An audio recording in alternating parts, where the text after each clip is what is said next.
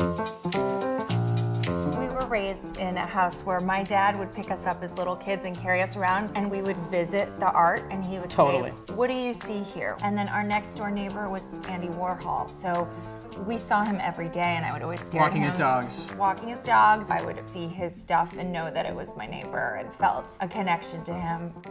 Our entire lives were spent being dragged to galleries. I think our parents at one point, we staged a coup after the 9th gallery and made them pay us 10 cents for each gallery. Minute. Now we're paying our kids to go. Yeah, exactly.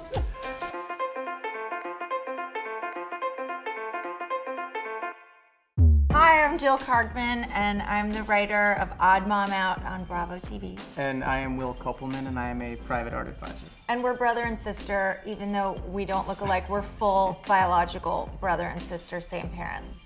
I was interested in working on contemporary curated because I think the sale is really great for people who want to start buying and, you know, get the bug. And I thought it would be a great opportunity to work together and kind of examine our upbringing and how we selected things, how our parents selected things, and do this together as a collaboration. Willie's taste is so educated and eclectic, and for me, there were no surprises at all. I could easily pick Jill's.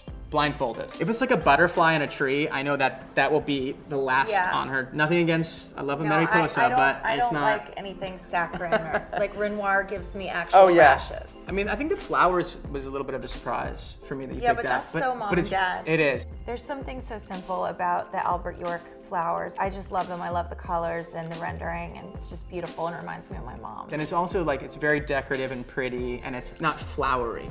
Yeah. It's flowers that are not flowery. I love the monk. It's more typical of something that I would want. I picked that too. Oh, you did? Yeah. The title says it all. Munch is brilliant at creating this duality of feelings of isolation. At the same time, he makes them beautiful. You get a sense that life is existing on paper. There's so much emotion in the simplicity. I love the Ruscha broken pencil, and I responded to it right away, and I didn't know it was a Ruscha because I typically associate him with those lettering, like the Martian knockoff font. It's hard for me to be biased in this because Ed is one of my favorite living artists, if not my favorite living artist. It is so simple, and yet he adds dramatic proportions to a broken pencil. There's no context, it's not on a pad of paper. You don't see a hand in the frame. You just see a very deep blues if we're floating in space. He adds in these little paint flecks, which changes the artwork completely, saying this is real, but it's also not real because I give you no context. I also like the dichotomy between the peacefulness of it and then the frustration of snapping a pencil. Completely, because it's silent and yet it makes a sound, that sound that everybody knows. There's preceding anger into this peaceful playing. I love Cornell's works, as I always say, it's like a dream in a box. They sort of seem to float as even an object, and you see a sense of movement. It just takes you to a different place. I love Cornell. Kids really respond to Cornell because They do. it kind of has that almost like a dollhouse aspect to it. Dollhouse is a perfect way to say it. Yeah, you are kind of looking into a different world. My advice to a new collector would be to pound the pavement. You can't buy art under duress. That's why I love the broader scope of an auction house or one of the art fairs. If you're intimidated by the auction room and are not into the drama of it, like I am, I would just say to look online, and you can bid but have that bit of distance through your computer. Doing it online is great, but when you physically go, you get to see the energy of the room.